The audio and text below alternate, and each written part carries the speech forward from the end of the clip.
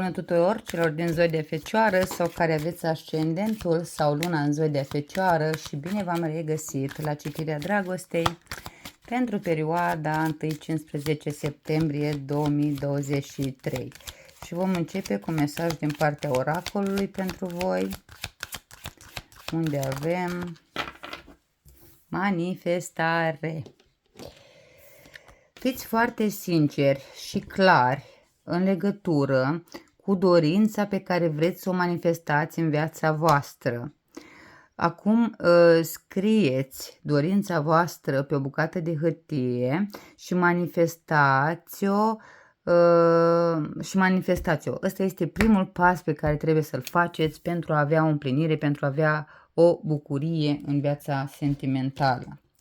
Dacă vă doriți o citire personalizată, îmi puteți lăsa un mesaj pe WhatsApp la numărul afișat chiar aici, iar dacă vă doriți și vă face plăcere să-mi lăsați un like sau să vă abonați acestui canal, să știți că vă sunt foarte recunoscătoare. Haideți să vedem care va fi energia principală pentru perioada aceasta.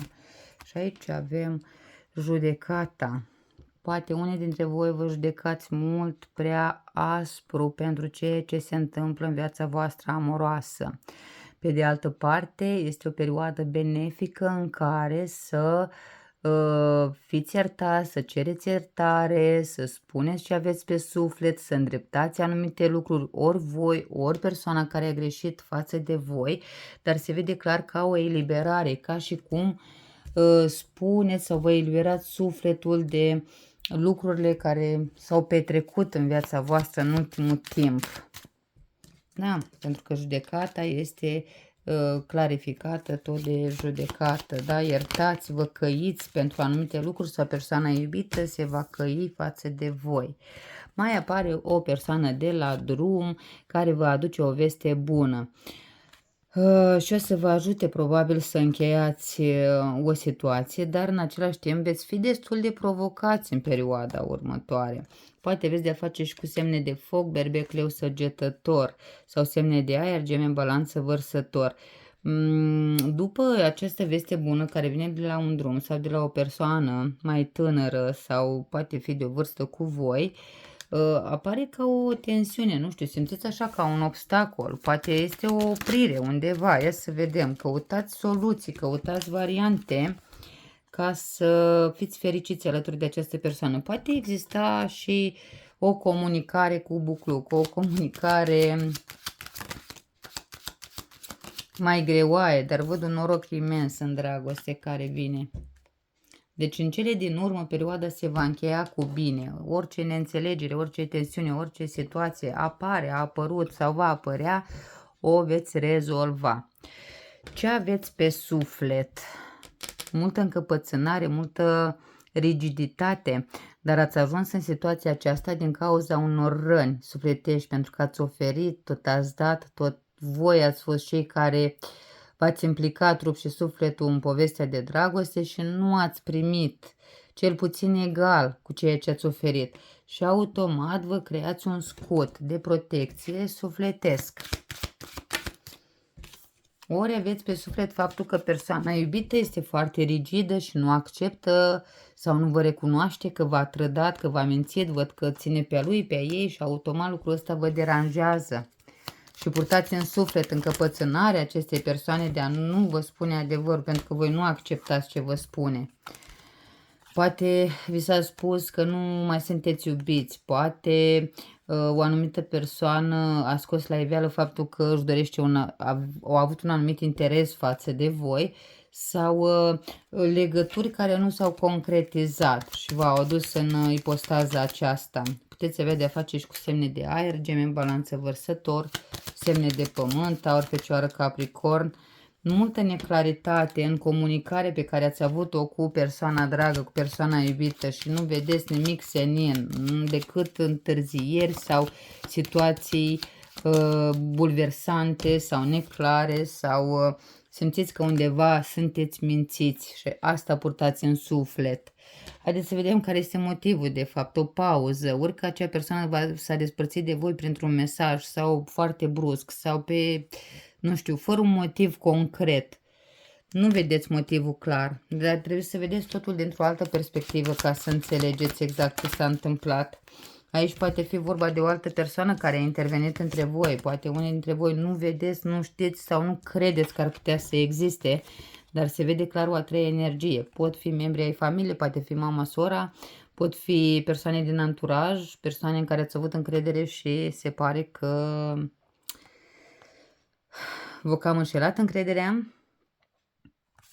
Motivul real poate să fie și o sarcină sau că nu vedeați lucrurile din același unghi. Văd semne de apă, rac, scorpion, pești, semne de foc, berbec, leu, săgetător. Cineva a fost mai implicat în relație decât celălalt. Da? Poate voi v-ați dorit copii sau vă doriți copii, familie, pe când cealaltă persoană nu a văzut lucrurile și automat aveți acest of în suflet sau nu ați avut parte de o perioadă foarte fericită în dragoste. Parcă ați slujit pe cineva în loc să fie un sentiment plăcut și reciproc. Parcă trebuie să trageți sau să munciți sau să faceți ceva în schimbul acelei iubiri. Și de aceea ați ajuns în punctul în care nu mai oferiți cu ușurință iubire în jur.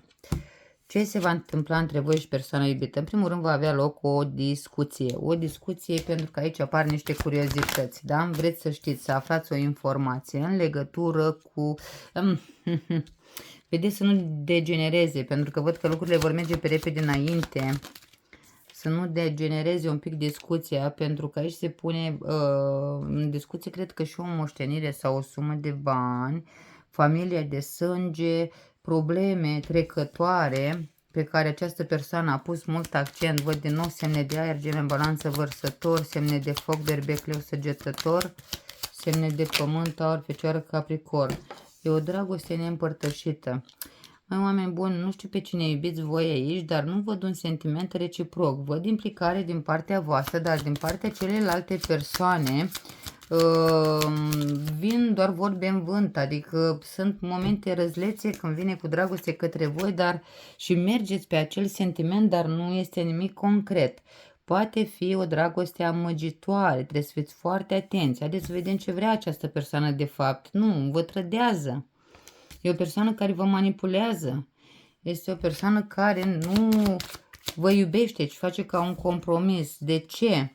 Poate are un interes la voi, casă, bani, siguranță, îi oferiți un confort. Vrea să profite, așa mi-apare. Parcă trebuie să luați o hotărâre. O să luați o hotărâre pentru că veți vedea, de fapt, ce urmărește această persoană. Dar vedeți că urmărește să vă trădeze. Poate unii dintre voi știți deja, dar nu acceptați situația aceasta. Mi-apare faptul că faceți multe compromisuri cu speranța că persoana aceasta se va schimba. Este o persoană egoistă, dar în același timp poate fi o persoană familiară sau să țină cu familia. Sau puteți să clădiți ceva împreună, dar pe voi vă văd cei care trageți cel mai mult pentru relația aceasta, să o țineți în picioare, iar cealaltă persoană doar se agață, merge după voi, se ține după voi, dar voi trageți greul, da? Voi trageți această persoană după voi, pentru că vă doriți stabilitate, sperați să găsiți o cale prin care, nu știu, să vi se ofere cel puțin la fel de multă atenție și împlinire precum ați oferit voi. Deci această persoană nu vrea ceva concret pentru că se ține după voi.